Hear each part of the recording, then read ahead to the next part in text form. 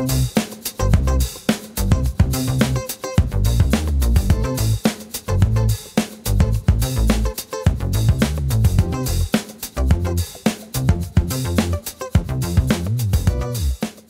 short term today, especially on issues such as the regulatory front, how regulators around the world are looking at the largest players in the space, etc., does cause some concern. If that concern does not become valid or does not get acted upon, then I think that the short term also is pretty solid. In the medium term, however, by medium term, I would define it in this space as a 1-2 year period. I think that the use cases, the increased number of people adopting it, as well as corporates and funds holding crypto assets on their balance sheet, should definitely call an upward bias.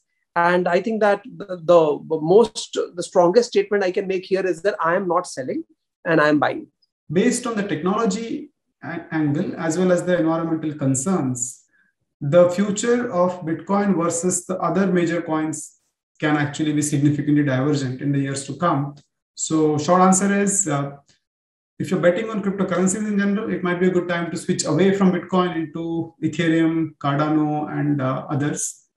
If you're not particularly keen about other currencies, then it might be a good time to start taking some profits.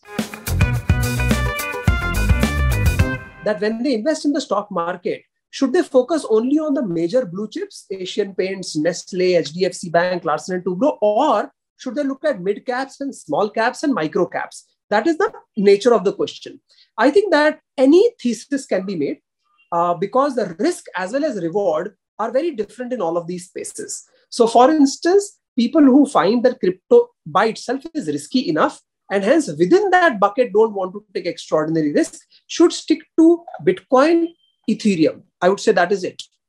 People who want to take a little more risk, which might be called a large mid-cap or a mid-cap risk, can look at the top 20, 30, 40, maybe 50 coins.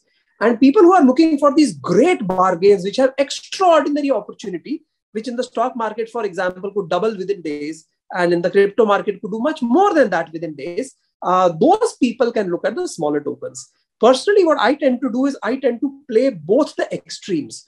On the one hand, because I'm bullish about this entire space, I take a view on the largest cap, which really is only Bitcoin and Ethereum, to be honest. And then on a issue by issue, case by case, and use case by use case basis, sometimes I know the founder, sometimes I know the team, sometimes I know the community, etc. I do consider very, very micro caps also. So currently, Bitcoin is the oldest cryptocurrency. It's the big daddy of the crypto world. It's the most liquid and biggest market cap currency. So it's hard to ignore it. At the same time, one can easily see that rarely would a currency rise if Bitcoin is falling. I mean, I'm not talking about a day, but say a month. So they're highly correlated anyway. So if there is a big rally in Bitcoin, it's very unlikely that other currencies will keep faltering. So in my own personal portfolio, for example, I'm not at all in Bitcoin and I'm entirely invested in the other major cryptocurrencies with different technologies, which are not copies of Bitcoin or each other, but have interesting technological offerings of their own. So yeah, short answer is you could think about not having Bitcoin at all in your portfolio, but if cryptocurrencies are interesting to you, then the price in Bitcoin will anyway be mimicked by Ether and others. So it's safe enough. Any coin that I personally get interested in, I always want to know, what does this coin do? What does this coin represent? What problem does this solve? And if the only answer I can get is that, hey, it might go up in value or it might be volatile and I could capture some price volatility, that does not attract me because that means I personally don't see any economic reason to participate in that market. The two coins that you listed, which I'm desisting from repeating, as you can see, are in my mind presently in that category. Of course, the technology is sound in both cases because they are also built upon a good blockchain architecture. Tomorrow they could become useful, but at this point of time, I see those two as mere instruments of speculation. So at this point of time, I personally, neither do I invest, nor do I recommend that people consider it. I would say Dogecoin is a joke. One should stay away from it with a barge pole.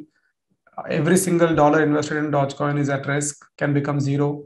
Same thing with Shibu with some variation. I'm not at all fond of meme coins. I just fads, to say the least.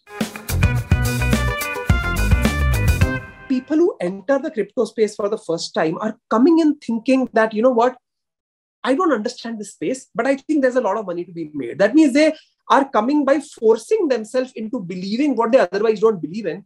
These people become prime targets for scamsters, fraudsters, and other negative elements. So I would request you to be very careful of trying to spot, all sorts of fraudsters who might want to prey upon your ignorance, as happens everywhere, as happens with your digital wallet, as happens on e-commerce websites, but probably here all the more so because people are coming in with a lot of greed. And the second thing is that a lot of people who look at Bitcoin and say, oh, you know what, the price is now 30 lakh rupees, or in another coin, it might be like 2 lakh rupees or so, feel that, my God, it has gone up so much. Let me go and find a cheaper cousin, which probably is costing 1 rupee or 10 rupees or 100 rupees. What this does is often causes investors to run the risk of buying garbage. One, don't invest more than 2% of your investable surplus. It's very volatile. Cryptocurrencies are extremely volatile, and they can double in a month and become 1/10 in a week. So be extremely careful about how much exposure you're taking. Take small steps ideally, and don't expose a big portion of your net worth to it. Secondly, stay away from meme coins like Dogecoin, Shibu, and so on and so forth. So focus on technology-driven coins. Even Bitcoin has a very solid technology, even if it's outdated. Ether has great technology, Cardano, Polkadot, Uniswap, and the others. So focus on the tech side rather than just the last 2 months price. That could potentially be misleading. And thirdly, don't expect to make millions out of thousands. That phase is actually behind us. If you invested 10 years ago in Bitcoin, yes, you would be a millionaire now, even if you invested $1,000 then or lesser. I don't think that's going to repeat in the next 5 years. So here on it is, think of them being very similar to mid caps or small cap stocks. In fact, small cap stocks. You get it right, it can be 10x, maybe 100x in very rare cases, but it's not going to be a million X or 1000x. So that looking at the liquidity numbers, I think should be a very interesting area, because if liquidity starts drying up, not just in India, but globally, I think at present, we should expect a significant impact on crypto prices. Having said that, I also believe that there is a reverse force. And the reverse force is that unlike other asset classes such as gold, real estate, equity, and other such, the number of new players coming in and taking a first-time position is dramatically larger in crypto. So there is something called the London upgrade of Ethereum that's coming up, that's supposed to make it proof of stake. That going through smoothly and significantly would dramatically alter the dynamics of the whole Bitcoin Ethereum pair, as well as other coins could get significantly affected. So that's from inside the crypto world. Even the other one to look out for is if the Bitcoin community, the specific Bitcoin developer community, signs up or even starts thinking about proof of stake. That could completely zoom its price, because that makes it then at par with other coins like Ethereum and Cardano in terms of environmental impact, if not in terms of developer depth.